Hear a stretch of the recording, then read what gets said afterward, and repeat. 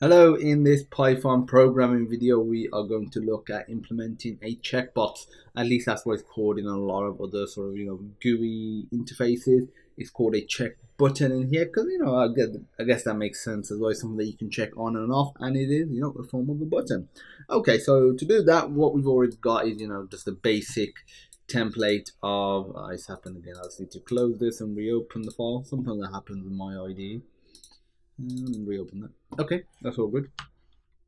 So you just got the basic template for GUI stuff, and in here we just need to do CV equals int var. So this is just an integer variable. Just make sure you got from tkin to import everything. We'll need that for the int var. Now we're going to do CB equals check button. So this is the actual button itself. Check button, and this need a few parameters. One will be window, so this is where it's going to draw it to.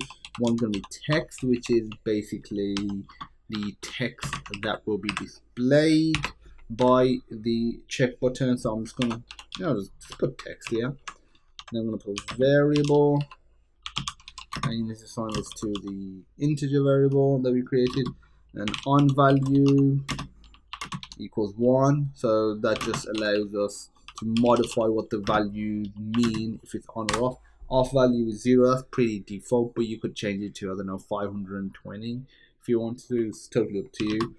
Height equals, let's say, 40, and the width equals 10. Let's say 40 as well. So 30, I'll actually put 30.